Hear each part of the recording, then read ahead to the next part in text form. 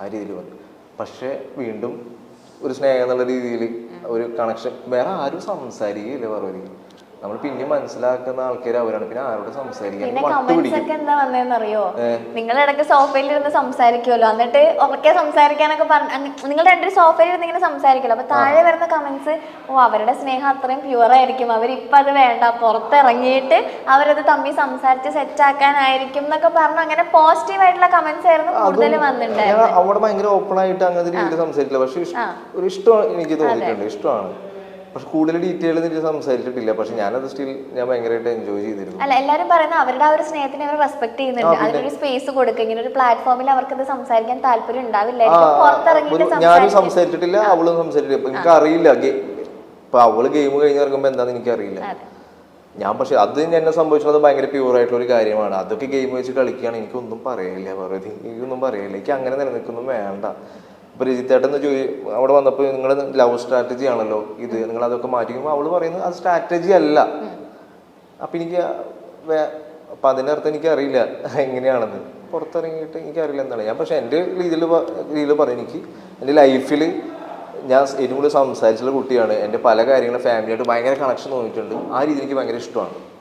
ഇതാണ് എന്റെ ഉത്തരം. അതൊരു ലവ് സ്ട്രാറ്റജി അല്ല. പിന്നെ പറഞ്ഞ പോലെ പുറത്തറിയാലോ, നമ്മള് ഇതിന്റെ മുന്നില് ഇപ്പൊ ഇതിന്റെ മുന്നിൽ നടക്കുന്നതിന് തൊട്ട് മുന്നിൽ വലിയൊരു കഥയുണ്ടാവും. ആ കഥ നിങ്ങൾ കാണുന്നില്ല. അതെ, ബാക്ക്ഗ്രൗണ്ട് മ്യൂസിക് ഒക്കെ ഇട്ടിട്ട് സാധനം വരുമ്പോ ഓ സാഗറും സെറീനയും റിലേഷൻഷിപ്പിലാണ്, അങ്ങനെയുള്ള ഒരു സംഭവം മൊത്തത്തിൽ ഇവിടെ പുറത്ത് കാണുന്ന പോലെയല്ല. എഡിറ്ററിന്റെ കയ്യിലാണ്. എഡിറ്ററിന് വില്ലനാക്കാം, നായകനാക്കാം, എന്ത് വേണമെങ്കിലും ആക്കാം. ഓക്കെ, ഇപ്പൊ റെനീഷയുടെ സെറീനയുടെ കോൺവെർസേഷൻ കഴിഞ്ഞു, നിങ്ങളുടെ രണ്ടുപേരുടെ സംഭവത്തിലേക്ക് എത്തി. പിന്നെ മൂന്നാമത് വരുന്നത് ആ ലവ് ട്രയാങ്കിൾ ആണ്.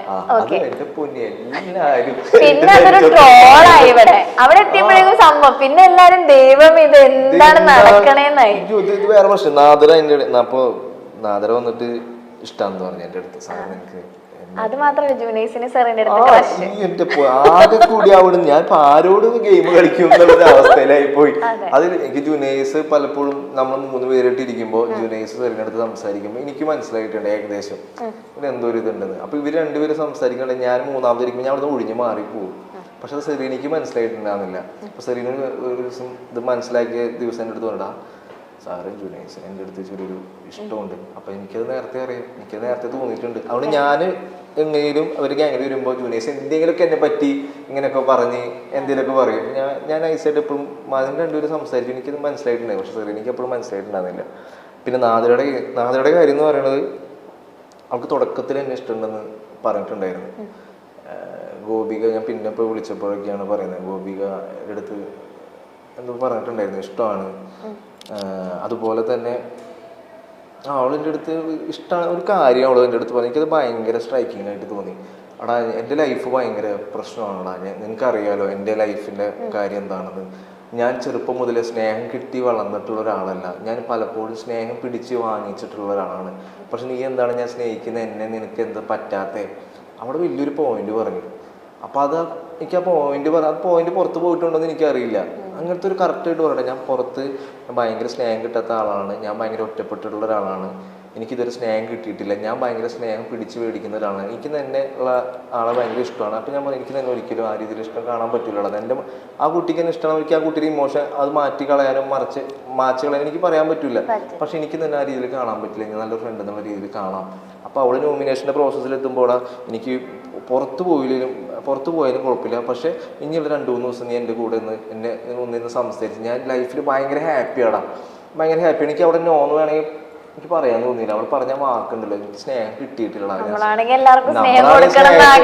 നമ്മളാണെങ്കിൽ സ്നേഹത്തിന്റെ മുന്നിൽ അതിന് മാത്രം നമ്മൾ തോൽപ്പിക്കാൻ പറ്റുള്ളൂ.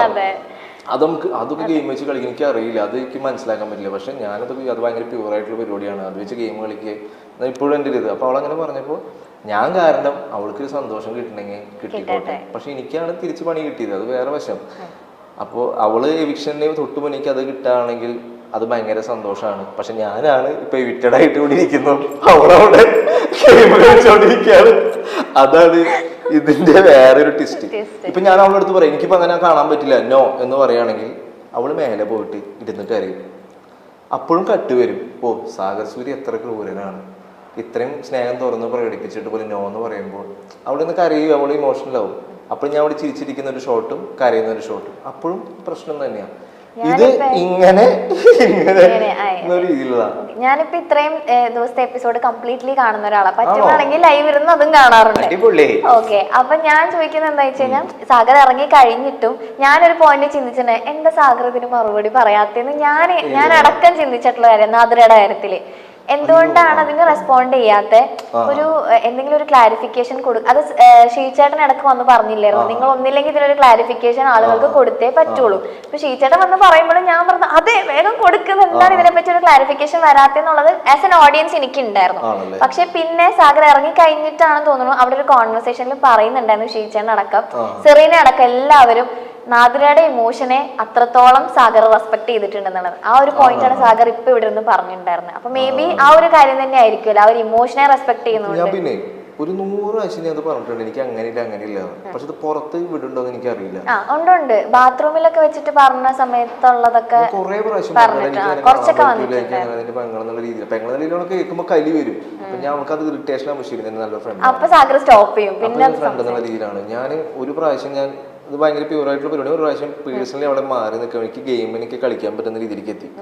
മീൻസ് കുറച്ചൊക്കെ ഇവിടെയൊക്കെ നമ്മൾ എഫർട്ട് ചെയ്യുമല്ലോ, എത്രയില്ലെന്ന് പറഞ്ഞു. ഞാൻ ഇത് എൻ്റെ ലവ് സ്ട്രാറ്റജിയാണ്, ഞാൻ പറയാത്ത ആളാണ്, ഞാൻ പർപ്പസ്ഫുള്ളി പറഞ്ഞതാണ്. എന്നിട്ട് അവളവിടെ പോയിട്ട് ഭയങ്കര കരച്ചിലേക്ക് ഭയങ്കര കരച്ചിലാണ്. ഞാൻ എല്ലാവരുടെ ഇടയിൽ അങ്ങനെ ഒരു സംഭവം പറഞ്ഞാണ് നമുക്ക് ഇത് ഉണ്ടാകാൻ വേണ്ടിയിട്ട് സെറീനയെ പോലെ തന്നെ അങ്ങനത്തെ ഒരു ഇഷ്യൂ ക്രിയേറ്റ് ചെയ്താണ്. അതിനുശേഷം ഞാൻ അവിടെ ഒരു പെന്നിട്ട് ഞാൻ കറക്റ്റ് എഴുതി കൂടുതൽ പാരാഗ്രാഫ് എഴുതി കൊടുത്തവൾക്ക് നാദരയ്ക്ക്, എടാ ഇത് ഗെയിമാണ്, ഞാൻ ഗെയിമിൻ്റെ രീതിയിൽ പറഞ്ഞാണ്, ഇനി മുന്നോട്ടുള്ള അതിൽ അടിപൊളിയായിട്ട് കളിക്കണം. ഞാൻ എന്തൊക്കെ പറഞ്ഞാലും പേഴ്സണലി സാഗർ എന്ന് പറഞ്ഞൊരു വ്യക്തി ആരും ഹേറ്റ് ചെയ്യാത്ത ഒരാളാണ്. പക്ഷെ അറിയാണ്ട് ഇത് പറഞ്ഞിട്ട് ഞാൻ അപ്പം തന്നെ തെറ്റ് മനസ്സിലാക്കി സോറി പറഞ്ഞാണ്. ഒരു എസ് തന്നെ അവൾക്ക് എഴുതി കൊടുത്തിട്ടുണ്ട്, അത് എനിക്കൊന്നും നാദരയ്ക്ക് അറിയുള്ളൂ എന്താണ് ഞാൻ എഴുതി കൊടുത്തിട്ടുള്ള സംഭവം.